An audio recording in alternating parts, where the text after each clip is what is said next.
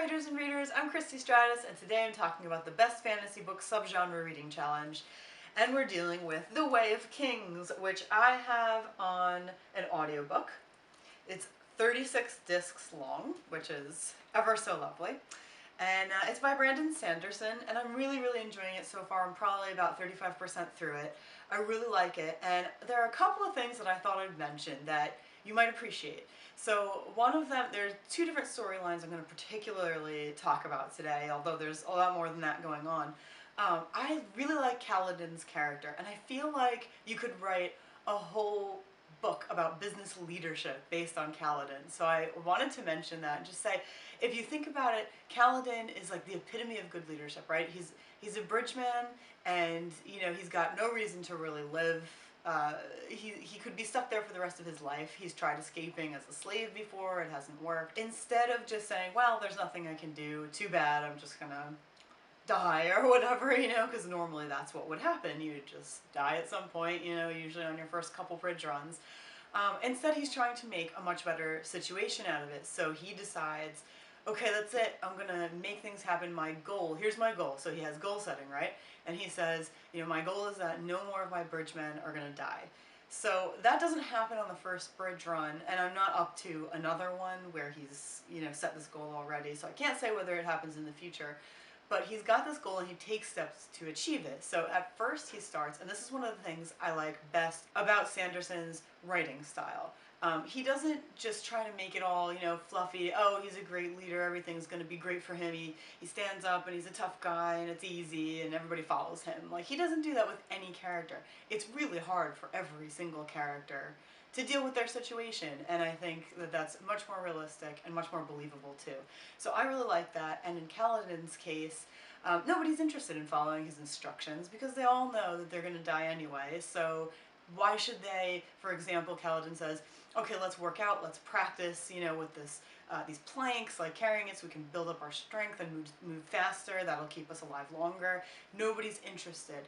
And they kind of laugh at him, and there are other things he suggests along those lines, and they all laugh at him until, of course, first of all, they watch him work out, and they're not too sure about it. They're still just watching him. He does it a few times. And then during their bridge run, I think it's the first bridge run after he starts this whole thing, and of course nobody's listening to him, he decides that he's going to be in the front at the most difficult part. So like, it's sort of like in business, you're deciding you're going to take the most difficult part of the project, even though you could sit back and just decide, I'm at a level where I can put someone else on this. Instead, you're going to lead by example, so that's what he does, and he takes over this very difficult part, and he does the run, and he lives, and he does lose a bunch of bridgemen, but then again he leads by example, and he says, I need to bring in the people who are still alive, but there's a chance they're not going to make it.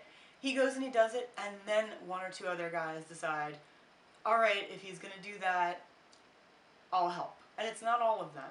And again, like later, again he's saying, let's heal these guys, and we don't want to do that. Why should I spend my money? Why should I share my food and all that kind of stuff? But there's a couple of guys that decide, yeah, I'm going to help him out. And it's just that leadership by example, and it's a great example. And like all I could see was that whole point, that this is great leadership stuff, So if you could like separate Kaladin's story out from everything, I just thought it was really brilliantly done. And I'm interested to see how it keeps going that way and what ends up happening. Then on the other side of things, you've got Dalinar, he's got a sort of like biblical thing going on. Actually, I shouldn't even say biblical, it could be really any religion, but he seems to be in this position where, he's got like this book, and there's the Knights of Radiant, and I could be missaying these things.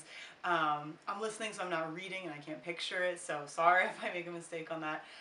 There's like the order of, it's sort of like the Ten Commandments, these rules and everything, and there's just a lot of parallel, like he's having these visions, and, it's like an angel or a godlike figure is telling him, whoever it is in his head is telling him, you need to take this path and you need to trust me. I can't give you any more proof. You just need to believe that this is true.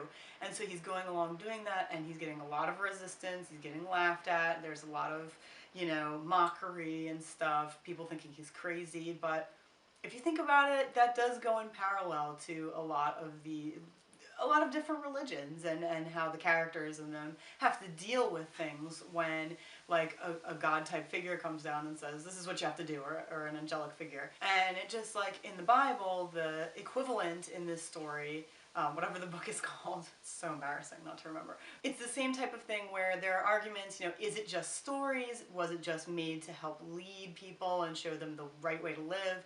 Or is this stuff that actually happened? You know, and it's really, I really like the whole book. I think that the whole thing it draws so many parallels to real life and real life situations. I think it's just brilliantly done. And in this fantastical way, so you can enjoy it whether you're looking for that kind of thing or whether you just want to read a fantasy book. So if you've read this book, let me know what you think. Like this video and leave a comment below, and subscribe if you want to see more of these types of videos. And if you're on Goodreads, let me know what you think of The Way of Kings. If you're not on Goodreads, let me know. And I'll talk to you soon.